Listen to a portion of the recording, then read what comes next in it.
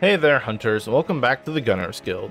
Today is actually not all doom and gloom for me. I actually want to showcase two more previous builds that I had done, and ones that have survived the DLC 2 patch with no actual bugs or exploits as far as I can tell. They still perform extremely well after updating them for their current patch, so I really couldn't be happier. Now, both of these builds revolve around the Ring of Spears mod, the first being a pure mod version of the Spear Lock build that I've previously done, named for its Ring of Spears mod and the fact that you're in animation lock the entire time.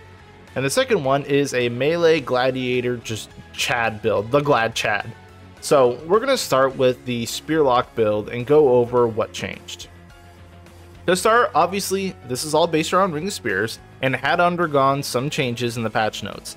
It still performs extremely well in the DPS department, around 5 to 6k if you're hitting those weak spots, which is unlikely since the spears travel slow and fly in random directions now, but that's optimal. The gameplay, still a little clunky, as it's your main source of damage and you're going to be spamming the mod cast a lot, which locks you into the whole gun raise animation, preventing you from dodging. But if you can get past that, it's a very, very good build.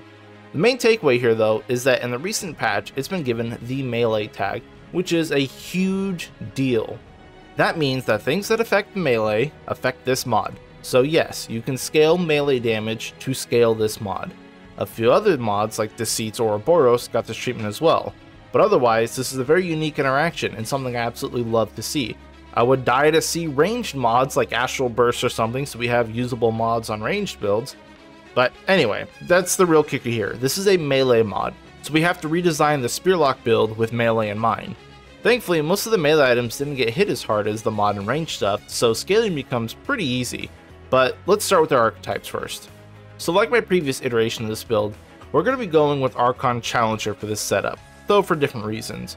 Archon's still pretty obvious, it's a mod spam build, so we need the mod generation and the 10% mod crit is very nice. Challenger though, while the stats are fine on this archetype, we really want this for the Juggernaut skill.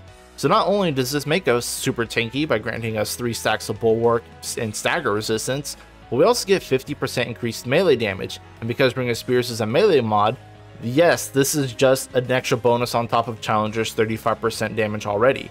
So this is like getting Death Wish for our build, but with like no downsides. This is great. So this is going to be a fat increase to our damage, as well as our bulk, so that's a huge win. Can never be too bulky these days. So you can run Summoner as your secondary archetype because the Spear return is an explosion and that will get a 70% damage bonus from Summoner all the time, plus you could have minions then too, but I like the added bulk from Challenger. Next, let's talk about the gear. And I'm going to bounce around a little bit here, so bear with me. I'm going to show you everything here, like first and then also at the end, but we're going to cover the gear in a way that makes sense to me. So first, attack speed. While this is a melee mod, melee attack speed does not scale this at all because we aren't actually doing any melee attacks, we are just activating mods. So we're going to be needing to stack mod and skill cast speed in order to use this mod more often, not melee attack speed. Makes sense, but yeah. So directly increasing the cast speed is a direct multiplicative modifier since it's essentially your rate of fire. So this should be your first stat priority. So you can get the current max of 125% increased cast speed with the use of the Flashcaster trait, which we have from Archon, the Jester's Bell Amulet, the Kinetic Cycle Stone Ring, and the Cast Speed Relic Fragment. These will always be better than any other option for scaling Ring of Spears damage, so always do that first. Now, as you can see from the relic, we're going to be using Tranquil Heart for the regen, and we're going to be using the melee crit and melee critical damage because, yeah, we don't have to use the mod damage fragments. These are just going to be better damage modifiers, and the melee stuff scales Ring of Spears, so obvious choice. While melee damage scaling is good, there's not really a ton of room for our trinkets for like melee damage stuff. With the Jester's Bell and Cycle Stone End, we only have a couple slots to play with. So one of these slots is going to have to be our Leaking Gemstone, which is going to sustain our Ring of Spears mod so that we can just use that all the time. The 20% regen on that ring is amazing. The next ring slot we're going to have to be using is Atonement Fold for a little bit of an explanation. See, because Ring of Spears scales for melee damage, we can use the Wrathbringer melee weapon to give us Awakening, which grants us 50% more melee damage, which doesn't apply to the weapon, it's a buff to the player. So yes, this does increase our Ring of Spears damage. So we use Atonement Fold to self-damage ourselves to make sure that Wrath is always up. Now another thing about the melee weapon is that right now Ring of Spears can activate some melee mods, same way as the Night Guards used to. Since those got changed, I do expect Ring of Spears will get changed too, but who knows how long it's going to be. But for now, we can use the Overdrive mutator, which will grant its level 10 bonus for Ring of Spears, so we get 25% more crit damage off of it. A few other mutators work, sadly not Shocker, but feel free to play around with those while we can. You can probably find some good builds, like, the Shielded Strikes will work, and I'm sure a couple other good ones will. But yeah, so that's cool. Then for our ring slot, we can use whatever we want. I'm going to go with Braided Thorns because it's 10% crit, and I do like that.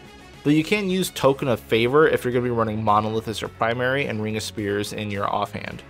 If you're fighting a boss without a usable weak spot, feel free to use Burden of the Gambler as well. So wrapping things up, for our weapons, obviously Wrathbringer is our melee weapon, which matters a lot. One of your guns needs to be a standard gun for Ring of Spears. Feel free to use whatever you want, you're probably not going to be using the gun at all. And we're going to be pairing this with a failsafe mutator because it gives us the most mod damage, 25%. But then you have your other weapon slot. And I would recommend a support mod. Either go Monolith to get Sandstorm active, so you can get dots and expose, and then yeah, put on your Token of Favor, or you go Nebula for the Nanoswarm damage and corrosion, which is technically I think a little bit less effective than Monolith, especially when you consider Token of Favor, but it's still really good. But both are fine because there's just fire and forget mods that can help trash clear as well as generate us extra mod power. So whatever weapon you use, make sure that you put the feedback mutator on it so you can generate a bunch of extra mod power through its damage. As for the traits, the big thing we want to get are Chakra and Gifted for mod and skill duration, as well as Amplitude. This increases our Ring of Spears AoE around us, as well as Sandstorm if you're using that, and makes the explosion on Ring of Spears like just a lot bigger so you can actually get extra damage on the call back, if you're near a boss. For the rest of the traits though, we're going to go with the usual suspects: Vigor, Swiftness, Spirit. You can forgo Untouchable and invest into more bulk with like Fortify and Bark Skin if you want to go a more tanky route. That's always an option these days. But since we're going to be using Challenger and Juggernaut, our bulk is pretty good in general. But that's all for the gear for this Spearlock build. Its damage, still great, it's better than ever actually. And despite the weird playstyle, I think it's kind of fun to be honest. It's a lot smoother than like the previous iteration where I was running back with the Awakened King DLC with Havoc form. But right now, I do kind of hope the mod retains the use of the melee mutators because I really like that whole interaction, as I really wish Night Guards could get that functionality back. But I do expect this to be nerfed slightly, just like a little bit. Not significant enough to change anything, but just a little DPS off the top end because we lose Overdrive. But anyway, Spearlock is great. It's an awesome build. I highly recommend giving it a try. It's good for clear, it's good for bossing. Can't go wrong. It's just weird to play with. But anyway, let's move on to the second build, which is the GladChad. So melee builds are poppin' in Remnant 2, and honestly, they're probably some of the best builds around, assuming what you're actually fighting can be hit by melee.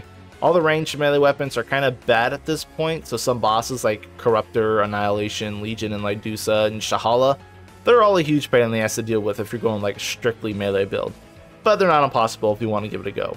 Most other bosses cripple under the immense power that are melee builds right now. And so this build was previously made back when we were doing our updates for DLC 2, but we updated it a little bit, so let's just see what changed. Archetypes are still the same. We're going to be running Alchemist and Challenger. Alchemist provides us with Frenzy Dust, which is a very strong skill, granting us 20% movement speed and attack speed, though you can also run Stone Skin for stagger resistance if you want. Challenger, of course, we run Juggernaut because more movement speed, more melee damage, stagger resistance, basically everything you can want in a melee build. It's just got it all. Now, I'm using Alchemist as my prime because we will get 4 concoctions, which we do need. Health and stamina are always good, as well as the Verdant Tea stamina regen. You also have a few options for your last concoction. I use the Bark Skin one for armor. You can also use like meat shakes or strong drinks or egg drinks and fit in more armor that way, or the 6% life and stam movement speed one, or the dark drink I think it is. There's a lot, but pick 4 concoctions, it's really useful. For our trinkets, we didn't change much here to be honest. We're still running Butcher's Fetish for our amulet. It's still very strong with 15% crit chance and 25% crit damage, but it only lasts 5 seconds now, not 15 seconds. So you do need to be keeping up your charged attacks often. Shouldn't be too much of a problem, but just keep that in mind. You can also trade this out for a Matriarch Insignia if you want to have infinite stamina, but it's going to be a lot less damage.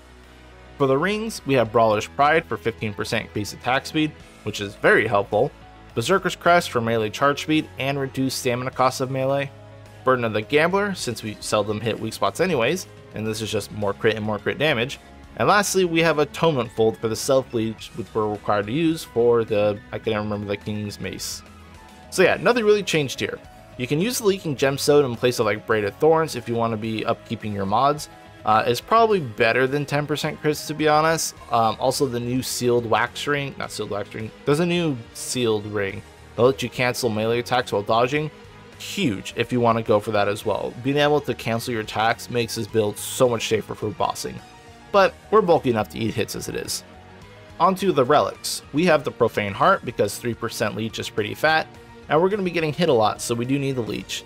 We're also going to be using 15% melee attack speed fragment, 10% melee crit, and your choice between melee crit damage, or you can run the melee charge stamina cost reduction. Charge attacks are very, very strong, so we do use them a lot. Running out of stamina will get you killed, but it's your choice. For our traits, we have Gifted for more skill duration, Arcane Strikes to try to get our mods back as best as we can, and pretty much everything else is into bulk. Fortify, Bark Skin, Siphoner, Vigor, Endurance, Recovery. We want to be able to take as many hits from bosses on Apocalypse as we can, leech it back, and have enough stamina to never stop swinging. And thankfully, it kind of plays out that way. Both of our gun slots don't matter too much, but as I mentioned previously in the Ring of Spears section, Ring of Spear scales off melee damage, so we're going to be using that as one of our mods so we can get in some nice AoE damage and, you know, it just kind of helps a little bit. We don't actually use this mod at all besides just turning it on, like we're not going to be activating and throwing spears around, but it's still good damage regardless. And it's going to be keeping us clear from ads. I'm also using Nebula for corrosion, but again, you can use Sandstorm if you want as well.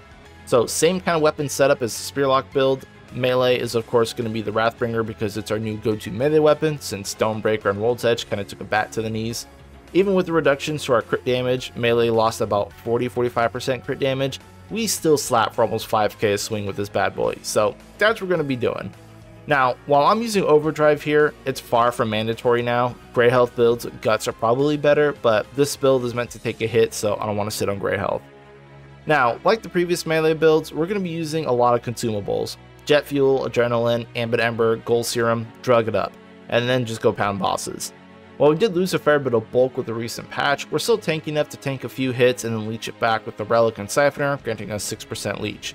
It's important to remember consumables because it's really easy to run out of stamina without them, since we're not running Bisected Ring anymore. So yeah, just make sure you stock up on those. But yeah, that's the setup for the GladChad build. Combat simple, run in, activate mods, turn on buffs, and smash faces. You might have to do some dodging now since you won't be able to take back-to-back hits all that often on Apocalypse, but our stagger resistance from Juggernaut and our Leech can usually shrug off enough of the stuff to kill bosses. So it's still a super fun build. Melee slapped very hard. It's not great for clearing, you can still use World's Edge, but it's far from what it used to be. But it's still amazing for bosses, except blind bosses of course. So I approve. GladChad, very good build. Okay, so that's the two builds I wanted to talk about today. And that's going to be all for me. Thank you all for watching. I appreciate anyone who's making it to the end. If anyone has questions, concerns, whatever, just want to talk shop about gaming in general, feel free to join my Discord in the description below. But yeah, peace and good luck out there, hunters.